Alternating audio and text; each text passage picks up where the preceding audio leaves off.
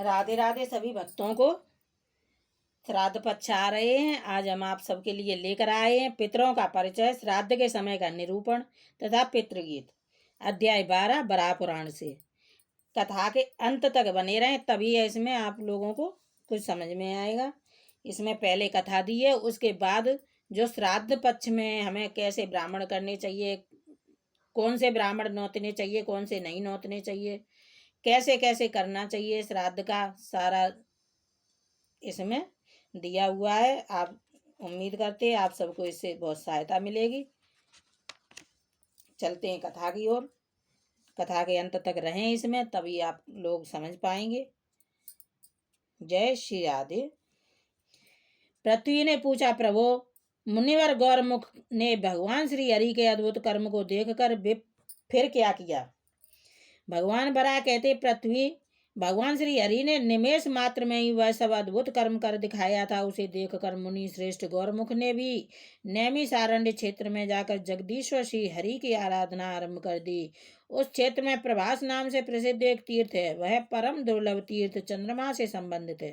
तीर्थ के विशेषज्ञों का कथन है कि वहां के स्वामी भगवान श्री हरि दैत्यों का संहार करने वाले दैत्य सूदन नाम से सदा विराजते हैं। मुनि की चित्तवृत्ति उन प्रभु की आराधना में स्थिर हो गई। अभी वे उन भगवान नारायण की उपासना कर ही रहे थे, इतने परम योगी मार्कंडेय जी वहां आ गए। उन्हें अतिथि के रूप में प्राप्त कर गौरमुख ने दूर से ही बड़े हर्ष के साथ भक्ति पूर्वक उनकी पाद्य एवं अर्घ्य आदि से पूजा आरंभ कर दी। उन प्रतापी मुनि को कुश के आसन पर विराजित कर गौरमुख ने सविनय पूछा, महाव्रती मुनि श्रेष्ठ, मुझे पितरों एवं श्राद्ध तत्व का उपदेश करें। गौरमुख के यूं पूछने पर महान तपस्वी द्विजवर मार्कंडेय जी बड़े मीठे स्वर में उनसे कहने लगे। मार्कंडेय जी बोले, मुने, भगवान नारायण समस्त देवताओं के आदि प्रवर्तक एवं गुरु हैं। उन्हीं से ब्रह्मा प्रकट हुए हैं और उन ब्रह्मा जी ने फिर 7 मुनियों की सृष्टि की है। मुनियों की रचना करके ब्रह्मा जी ने उनसे कहा, तुम मेरी उपासना करो। सुनते ही उन लोगों ने स्वयं अपनी ही पूजा कर ली। अपने पुत्रों द्वारा इस प्रकार कर्म विकृत देखकर ब्रह्मा जी ने उन्हें शाप दे दिया। तुम लोगों ने ज्ञानाभिमान से मेरी जगह अपनी पूजा कर विपरीत आचरण किया है, अतः तुम्हारा ज्ञान नष्ट हो जाएगा। इस प्रकार शापग्रस्त हो जाने पर उन सभी ब्रह्मपुत्रों ने अपने वंश का प्रवर्तक पुत्रों को उत्पन्न किया और फिर स्वयं स्वर्गलोक को चले गए। उन ब्रह्मवादी मुनियों के परलोकवासी होने पर उनके पुत्रों ने विधि पूर्वक श्राद्ध करके उन्हें तृप्त किया। उन पितरों की वैमानिक संज्ञा है। वे सभी ब्रह्मा जी के मन से प्रकट हुए हैं। पुत्र मंत्र का उच्चारण करके पिंडदान करता है।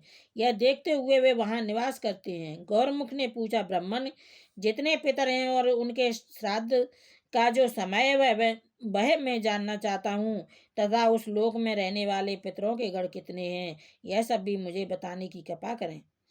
मार्कंडेय जी कहने लगे, द्विजवर, देवताओं के लिए सोमरस की वृद्धि करने वाले कुछ स्वर्ग निवासी पितर मरीच आदि नामों से विख्यात हैं। उन श्रेष्ठ पितरों में 4 को मूर्तिमान और 3 को बिना मूर्ति का कहा गया है। इस प्रकार उनकी संख्या 7 है। उनके रहने वाले लोक को तथा उनके स्वभाव को बताता हूँ, सुनो। संतान नामक लोकों में भाकर नामक पितृगण निवास करते हैं, जो देवताओं के उपास्य हैं। ये सभी ब्रह्मवादी हैं। ब्रह्मलोक से अलग होकर ये नित्य लोकों में निवास करते हैं। 100 योग व्यतीत हो जाने पर इनका पुनः प्रादुर्भाव होता है। उस समय अपनी पूर्व स्थिति का स्मरण होने पर सर्वोत्तम योग का चिंतन करके परम पवित्र योग संबंधी अनुवृत्ति लक्षण मोक्ष को वे प्राप्त कर लेंगे। ये सभी पितर श्राद्ध में योगियों के योग द्वारा तृप्त किए जाने पर योगी पुरुषों के हृदयों में पुनः योग की वृद्धि करते हैं, क्योंकि भगवत भक्त के भक्ति योग से इन्हें बड़ा संतोष होता है। अतः योगी वर भगवान को अपना सर्वस्व अर्पण करने वाले योगी पुरुषों को श्राद्ध की वस्तुएं देनी चाहिए। सोमरस पीने वाले सोम पितरों का यह प्रथम सर्ग है। ये पितर उत्तम वर्ण वाले ब्राह्मण हैं। इन सब का एक एक शरीर है। ये स्वर्लोक में रहते हैं। भूलोक के निवासी इनकी पूजा करते हैं। कल्प पर्यंत जीवी मरीच आदि पितर ब्रह्मा जी के पुत्र हैं। वे अपने परिवारों के साथ मर्तों की उपासना करते हैं। मरुदगण उनके उपास्य हैं। सनक आदि तपस्वी बैराज नामक पितृगण उन मरुदगणों के भी पूज्य हैं। बैराज संज्ञक पितरों के गण की संख्या 7 कही जाती है। यह पितरों की संतान का परिचय हुआ। भिन्न भिन्न वर्ण वाले सभी लोग उन पितरों की पूजा कर सकते हैं। नियम है ब्राह्मण, क्षत्रिय एवं वैश्य इन तीनों वर्णों से अनुमति पाकर द्विजेतर भी उक्त सभी पितरों की पूजा कर सकता है। उसके पितर इन पितृगणों से भिन्न है। ब्राह्मण पितरों में भी मुक्त और चेतनक 2 प्रकार के पितर नहीं देखे जाते। विशिष्ट शास्त्रों को देखने, प्राणों का अवलोकन करने तथा ऋषियों के बनाए हुए शास्त्रों का अध्ययन करने से अपने पूज्य पितरों का परिचय प्राप्त कर लेना चाहिए। सृष्टि रचने के समय ही फिर ब्रह्मा जी को स्मृति प्राप्त हुई। तब उन्हें पूर्व पुत्रों का स्मरण हुआ। वे पुत्र तो ज्ञान के प्रभाव से परम पद को प्राप्त हो गए हैं, यह बात उन्हें विदित हो गई। वसु आदि के कश्यप आदि ब्राह्मण आदि वर्णों के वसु आदि और गंधर्व प्रभृति पितर हैं, यह बात साधारण रूप से समझ लेनी चाहिए। इसमें कोई अन्यथा विचार नहीं है। मुनिवर, यह पितरों की सृष्टि का प्रसंग है। प्रकरण बस तुम्हारे सामने इसका वर्णन कर दिया। वैसे यदि करोड़ों वर्षों तक इसे कहा जाए तो भी इसके विस्तृत प्रसंग का अंत नहीं दिखता। श्राद्ध के लिए उचित काल का वर्णन। द्विजवर, अब मैं श्राद्ध के लिए उचित काल का विवेचन करता हूँ। सुनो। श्राद्ध करता जिस समय श्राद्ध योग्य पदार्थ या किसी विशिष्ट ब्राह्मण को घर में आया जाने अथवा उत्तरायण या दक्षिणायन का आरंभ व्यतिपात योग हो, उस समय काम्य श्राद्ध का अनुष्ठान करें। विषुव योग में सूर्य और चंद्रमा के ग्रहण के समय, सूर्य के राश्यंतर प्रवेश में, नक्षत्र अथवा ग्रहों द्वारा पीड़ित होने पर, बुरे स्वप्न दिखने तथा घर में नवीन आने पर काम्य श्राद्ध करना चाहिए। जो अमावस्या, अनुराधा, विशाखा एवं स्वाति नक्षत्र से युक्त हो, उसमें श्राद्ध करने से पितृगण 8 वर्षों तक तृप्त रहते हैं। इसी प्रकार जो अमावस्या, पुण्य, पुनर्वसु या आद्रा नक्षत्र से युक्त हो, उसमें पूजित होने से पितृगण 12 वर्षों तक तृप्त रहते हैं। जो पुरुष देवताओं एवं पितृगणों को तृप्त करना चाहता है, उनके लिए घनिष्ठा, पूर्वा भाद्रपद अथवा शतविशा से युक्त अमावस्या अत्यंत दुर्लभ है। ब्राह्मण श्रेष्ठ, जब अमावस्या इन उपर्युक्त 9 नक्षत्रों से युक्त होती है, उस समय किया हुआ श्राद्ध पितृगण को अक्षय तृप्ति कारक होता है। वैशाख मास के शुक्ल पक्ष की तृतीया, कार्तिक के शुक्ल पक्ष की नवमी, भाद्रपद के कृष्ण पक्ष की त्रयोदशी, माघ मास की अमावस्या, चंद्रमा अथवा सूर्य के ग्रहण के समय तथा चारों अष्टकाओं में अथवा उत्तरायण या दक्षिणायन के आरंभ के समय जो मनुष्य एकाग्र चित्त से पितरों को तिल मिश्रित जल भी दान कर देता है, वह मानो सहस्त्र वर्षों के लिए श्राद्ध कर देता है। यह परम रहस्य स्वयं पितृगणों का बतलाया हुआ है। कदाचित माघ की अमावस्या का यदि शतभिषा नक्षत्र से योग हो जाए तो पितृगण की तृप्ति के लिए परम उत्कृष्ट काल होता है। द्विजवर, अल्प पुण्यवान पुरुषों को ऐसा समय नहीं मिलता, और यदि उस दिन घनिष्ठा नक्षत्र का योग हो जाए तो उस समय अपने कुल में उत्पन्न पुरुष द्वारा दिए हुए अन्न एवं जल से पितृगण 10,000 वर्ष के लिए तृप्त हो जाते हैं। तथा यदि माघी अमावस्या के साथ पूर्वा भाद्रपद नक्षत्र का योग हो और उस अवसर पर पितरों के लिए श्राद्ध किया जाए तो इस कर्म से पितृगण अत्यंत तृप्त होकर पूरे युग तक सुखपूर्वक शयन करते हैं। गंगा, शतद्रु, विपाशा, सरस्वती और नैमिषारण्य में स्थित गोमती नदी में स्नान कर पितरों का आदर पूर्वक तर्पण करने से मनुष्य अपने समस्त पापों को नष्ट कर देता है।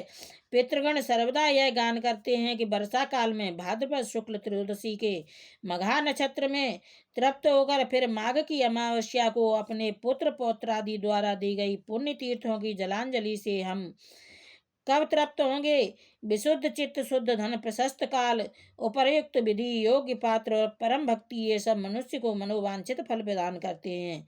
पितृ गीत। विप्रवर, इस प्रसंग में पितरों द्वारा गाए हुए कुछ श्लोकों का श्रवण करो। उन्हें सुनकर तुमको आदर पूर्वक वैसा ही आचरण करना चाहिए। पितृगण कहते हैं, कुल में क्या कोई ऐसा बुद्धिमान धन्य मनुष्य जन्म लेगा जो वित्त लोलुपता को छोड़कर हमारे निमित्त पिंडदान करेगा। संपत्ति होने पर भी जो हमारे उद्देश्य से ब्राह्मणों को रत्न, वस्त्र, यान एवं संपूर्ण भोग सामग्रियों का दान करेगा, अथवा केवल अन्न वस्त्र मात्र वैभव होने पर श्राद्ध काल में भक्ति विनम्र चित्त से श्रेष्ठ ब्राह्मणों को यथाशक्ति भोजन ही कराएगा, या अन्न देने में भी असमर्थ होने पर ब्राह्मण श्रेष्ठों को वन्य फल मूल जंगली शाक और थोड़ी सी दक्षिणा ही देगा। यदि इसमें भी असमर्थ रहा तो किसी भी द्विजश्रेष्ठ को प्रणाम करके एक मुट्ठी काला तिल ही देगा, अथवा हमारे उद्देश्य से पति पर भक्ति एवं नम्रता पूर्वक 7-8 तिलों से युक्त जलांजलि ही देगा। यदि इसका भी अभाव होगा तो कहीं न कहीं से एक दिन का चारा लाकर प्रीति और श्रद्धा पूर्वक हमारे उद्देश्य से गौ को खिलाएगा, तथा इन सभी वस्तुओं का अभाव होने पर वन में जाकर अपने कच्छमूल बगल को दिखाता हुआ सूर्य आदि दिक्पालों से उच्च स्वर से यह कहेगा, न मे अस्ति वित्तम न धनम न चान्य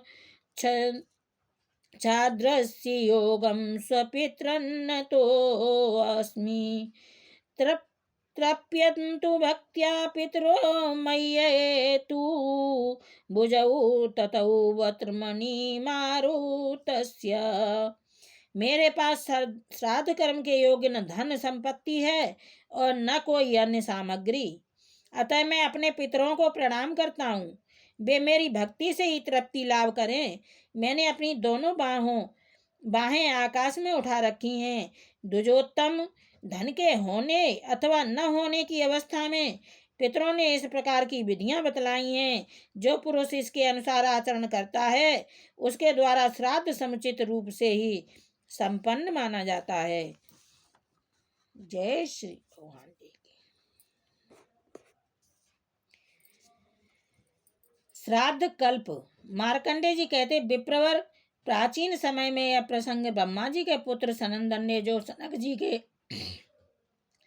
छोटे भाई एवं परम बुद्धिमान है, मुझसे कहा था। अब ब्रह्मा जी द्वारा बतलाई हुई बात सुनो। त्रिणाचिकेत, त्रिमूर्ध, सुरपण, 6 वेदांगों की जानने वाले यज्ञ अनुष्ठान में तत्पर भांजे, दोहित्र, ससुर, जामाता, मामा, तपस्वी ब्राह्मण, पंचाग्नि तपने वाले, शिष्य संबंधी तथा अपने माता एवं पिता के प्रेमी, इन ब्राह्मणों को श्राद्ध कर्म में नियुक्त करना चाहिए। मित्रघाती स्वभाव से ही विकृत नख वाला, काले दांत वाला, कन्यागामी, आग लगाने वाला, सोमरस बेचने वाला, जन समाज में निंदित, चोर, चुगलखोर, ग्राम पुरोहित, वेतन लेकर पढ़ने तथा पढ़ाने वाला, पुनर्विवाहिता स्त्री का पति, माता पिता का परित्याग करने वाला, हीन वर्ण की संतान का पालन पोषण करने वाला, शूद्रा स्त्री का पति तथा मंदिर में पूजा करके जीविका चलाने वाला, ऐसे ब्राह्मण श्राद्ध के अवसर पर निमंत्रण देने योग्य नहीं है। जय हो प्रभु। ब्राह्मणों को निमंत्रित करने की विधि। विचारशील पुरुषों को चाहिए कि एक दिन पूर्व ही संयमी श्रेष्ठ ब्राह्मणों को निमंत्रण दे दें, पर श्राद्ध के दिन कोई अनिमंत्रित तपस्वी ब्राह्मण घर पर पधारे तो उन्हें भी भोजन कराना चाहिए। श्राद्धकर्ता घर पर आए और ब्राह्मणों का चरण धोएं, फिर अपना हाथ धोकर उन्हें आचमन कराएं, तत्पश्चात उन्हें आसनों पर बैठाएं एवं भोजन कराएं। ब्राह्मणों की संख्या। पितरों के निमित्त अयुग्म अर्थात 1, 3 इत्यादि तथा देवताओं के निमित्त युग्म अर्थात 2, 4 इस क्रम से ब्राह्मण भोजन की व्यवस्था करें, अथवा देवताओं एवं पितरों दोनों के निमित्त 1-1 ब्राह्मण को भोजन कराने का भी विधान है। नाना का श्राद्ध वैश्व देव के साथ होना चाहिए। पितृपक्ष और माता महपक्ष दोनों के लिए एक ही वैश्वदेव श्राद्ध करें। देवताओं के निमित्त ब्राह्मणों को पूर्व मुख बैठाकर भोजन कराना चाहिए तथा पितृपक्ष एवं माता महपक्ष के ब्राह्मणों को उत्तर मुख बिठाकर भोजन कराएं। द्विजवर कुछ आचार्य कहते हैं पितृपक्ष और माता मह इन दोनों के श्राद्ध अलग अलग होने चाहिए। अन्य कुछ महर्षियों का कथन है दोनों का श्राद्ध एक साथ एक ही पाक में होना भी समुचित है। श्राद्ध का प्रकार। बुद्धिमान पुरुष श्राद्ध में आसन के लिए सर्वप्रथम कुशा दें, फिर देवताओं का आह्वान करें, तदनंतर अर्घ्य आदि से विधि पूर्वक उनकी पूजा करें। ब्राह्मणों की आज्ञा से जल एवं सबसे देवताओं को अर्घ्य देना चाहिए। फिर श्राद्ध विधि को जानने वाला श्राद्धकर्ता विधि पूर्वक उत्तम चंदन, धूप और दीप उन विश्व देव आदि देवताओं को अर्पण करें। पितरों के निमित्त इन सभी उपचारों का अपसभ्य भाव से निवेदन करें। फिर ब्राह्मण की अनुमति से 2 भाग किए हुए कुश पितरों के लिए दें। विवेकी पुरुष को चाहिए मंत्र का उच्चारण करके पितरों का आवाहन करें। अपसभ्य होकर तिल और जल से अर्घ्य देना उचित है। श्राद्ध करते समय अतिथि के आ जाने पर कर्तव्य का विधान। मार्कंडेय जी कहते हैं, द्विजवर, श्राद्ध करते समय यदि कोई भोजन करने की इच्छा से भूखा पथिक अतिथि रूप में आ जाए तो ब्राह्मण से आज्ञा लेकर उसे भी यथेच्छ भोजन कराना चाहिए। अनेक अज्ञात स्वरूप योगीगण मनुष्यों का उपकार करने के लिए नाना रूप धारण कर इस धराधाम पर विचरण करते रहते हैं। इसलिए विज्ञ पुरुष श्राद्ध के समय आए हुए अतिथि का सत्कार अवश्य करें। विप्रवैद यदि उस समय वह अतिथि सम्मानित नहीं हुआ तो श्राद्ध करने से प्राप्त होने वाला फल को नष्ट कर देता है। श्राद्ध के समय हवन करने की विधि। मार्कंडेय जी कहते हैं, पुरुष प्रवर श्राद्ध के अवसर पर ब्राह्मण को भोजन कराने के पहले उनसे आज्ञा पाकर शाक और लवणहीन अन्न से अग्नि में 3 बार हवन करना चाहिए। उनमें अग्नेय कव्य वाहनाय स्वाहा इस मंत्र से पहली आहुति, सोमाय पितृमते स्वाहा इससे दूसरी, एवं वैवस्वताय स्वाहा कहकर तीसरी आहुति देने का समुचित विधान है। तत्पश्चात हवन करने से बचे हुए अन्न को थोड़ा थोड़ा सभी ब्राह्मणों के पात्रों में दें। श्राद्ध में भोजन कराने का नियम। भोजन के लिए उपस्थित अन्न अत्यंत मधुर भोजन कर्ता की इच्छा के अनुसार तथा अच्छी प्रकार सिद्ध किया हुआ हो। पात्रों में भोजन रखकर श्राद्ध करता अत्यंत सुंदर एवं मधुर वचन कहें, महानुभावो, अब आप लोग अपनी इच्छा के अनुसार भोजन करें। ब्राह्मणों को भी तदगत चित्त और मौन होकर प्रसन्न मुख से सुख पूर्वक भोजन करना चाहिए। यजमान को क्रोध तथा उतावलेपन को छोड़कर भक्ति पूर्वक भोजन परोसते रहना चाहिए। अभिश्रवण वैदिक श्राद्ध मंत्र का पाठ। श्राद्ध में ब्राह्मणों को भोजन करते समय रक्षोघ्न मंत्र का पाठ करके भूमि पर तिल बिखेर दें तथा अपने पितृ रूप में उन द्विज श्रेष्ठों का ही चिंतन करें। साथ ही यह भी भावना करें, इन ब्राह्मणों के शरीर में स्थित मेरे पिता, पितामह और प्रपितामह आदि आज भोजन से तृप्त हो जाएं। भूमि पर पिंड देते समय प्रार्थना करें, मेरे पिता, पितामह और प्रपितामह इस पिंडदान से तृप्ति लाभ करें। होम द्वारा सबल होकर मेरे पिता, पितामह और प्रपितामह आज तृप्ति लाभ करें। सबके बाद फिर प्रार्थना करनी चाहिए, मेरे पिता, पितामह और प्रपितामह ये महानुभाव, मैंने भक्ति पूर्वक उनके लिए जो कुछ किया या कहा है उससे तृप्त होने की कृपा करें। मातामह, प्रमातामह, वृद्ध प्रमातामह और विश्वदेव तृप्त हो जाएं एवं समस्त राक्षसगण नष्ट हो जाएं। यहाँ संपूर्ण हव्य फल के भोक्ता यज्ञेश्वर भगवान श्री हरि विराजमान हैं। अतः उनकी सन्निधि के कारण समस्त राक्षस और असुरगण यहाँ से तुरंत भाग जाएं।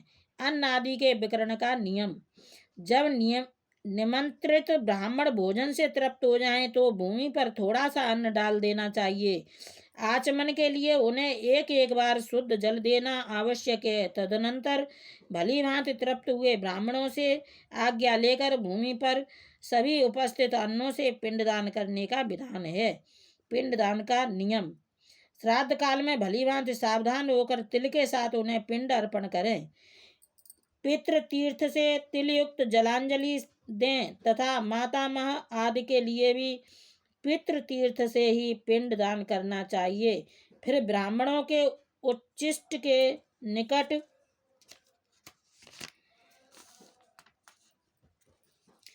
ही दक्षिण दिशा में अग्रभाग करके बिछाए हुए कुशाओं पर पहले अपने पिता के लिए पुष्प और धूप आदि से पूजित पिंडदान करें। फिर पितामह और प्रपितामह के लिए एक एक पिंड अर्पण करना चाहिए। तदनंतर लेप भाग भुज तृप्यंताम, ऐसा उच्चारण करते हुए लेप भोजी पिंड से बचे अन्न पाने वाले पितरों के निमित्त कुशा के मूल से अपने हाथ में लगे अन्न को गिरावें। विवेकी पुरुष को चाहिए कि इसी प्रकार गंध और मालादि युक्त पिंडों से माता आदि का पूजन करके फिर द्विज श्रेष्ठों को आचमन करावें। द्विजवर पितरों का चिंतन करते हुए भक्ति के साथ पहले पिता प्रभृति को पिंड देना आवश्यक है, फिर स्वास्थ्य वाचन करने वाले ब्राह्मणों को अपनी शक्ति के अनुसार दक्षिणा देने के पश्चात विश्वदेव के निमित्त प्रार्थना के मंत्रों का पाठ होना चाहिए। जो विश्वदेव यहाँ पधारे हैं वे प्रसन्न हो जाएं, यूँ श्राद्धकर्ता प्रार्थना करें, वहाँ उपस्थित ब्राह्मण उसका अनुमोदन कर दें, फिर आशीर्वाद के लिए प्रार्थना करना समुचित है। महामते पहले पितृपक्ष के ब्राह्मणों का विसर्जन करें, तत्पश्चात देव पक्ष के ब्राह्मण विदा किए जाएं। विश्वदेव गढ़ के सहित मातामह आदि में भी ब्राह्मण भोजन दान और विसर्जन आदि की यही विधि बतलाई गई है।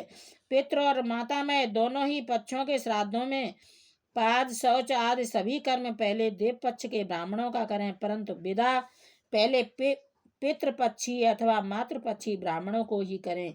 मातामह आदि तीन पितरों के श्राद्ध में ज्ञानी ब्राह्मण प्रथम स्थान पाने का अधिकारी है। ब्राह्मणों को प्रीति वचन और सम्मान पूर्वक विदा करें। उनके जाने के समय द्वार तक पीछे पीछे जाएं, जब वे आज्ञा दें तब लौट आवें। श्राद्ध के अंत में बलि वैश्वदेव का विधान। श्राद्ध करने के पश्चात वैश्वदेव नामक नित्य क्रिया करनी चाहिए। इस प्रकार सबका सत्कार करके अपने घर के बड़े लोगों तथा बंधु बांधवों एवं सेवकों सहित स्वयं भोजन करना चाहिए। विवेकी पुरुष का कर्तव्य है कि इसी प्रकार पिता पितामह प्रपितामह तथा मातामह प्रमातामह एवं वृद्ध प्रमातामह का श्राद्ध संपन्न करें। श्राद्ध द्वारा अत्यंत तृप्त होकर ये पितर संपूर्ण मनोरथ पूर्ण कर देते हैं। काला तिल, कुतप मुहूर्त और दोहेत्र ये तीन श्राद्ध में परम पवित्र माने जाते हैं। चांदी का दान तथा उसका दर्शन भी श्रेष्ठ है। श्राद्धकर्ता के लिए क्रोध करना, उतावलापन तथा उस दिन कहीं जाना मना है। ये तीनों बातें श्राद्ध में भोजन करने वाले के लिए भी वर्ज्य हैं। द्विजवर विधि पूर्वक श्राद्ध करने वाले पुरुषों से विश्व देवगण, पितृगण, मातामह एवं कुटुंबीजन सभी संतुष्ट रहते हैं। द्विजवर पितृगणों का आधार चंद्रमा है और चंद्रमा का आधार योग है, अतः श्राद्ध में योगी जन को नियुक्त करना अति उत्तम है। विप्रवर श्राद्ध भोजी एक सहस्त्र ब्राह्मणों के सम्मुख यदि एक भी योगी उपस्थित हो जाए तो वह यजमान के सहित उन सबका उद्धार कर देता है। सामान्य रूप से सभी पुराणों में इस पितृ क्रिया का वर्णन किया गया है। इस क्रम से कर्म कांड होना चाहिए। यह जानकर भी मनुष्य संसार के बंधन से छूट जाता है। गौरमुख श्रेष्ठ व्रत वाले बहुत से ऋषि श्राद्ध का आश्रय लेकर मुक्त हो जाते हैं, अतएव तुम भी इसके अनुष्ठान में यथाशीघ्र तत्पर हो जाओ। द्विजवर, तुमने भक्तिपूर्वक इस प्रसंग को पूछा है, अतः तुम्हारे सामने मैं इसका वर्णन कर चुका हूँ। जो पितृयज्ञ करके भगवान श्री हरि का ध्यान करता है उससे बढ़कर कोई कार्य नहीं है और उस यज्ञ से बढ़कर दूसरा कोई पितृ तंत्र भी नहीं है, इसमें कोई संदेह नहीं है। जय हो प्रभु। जय मार्कंडेय ऋषि भगवान की जय।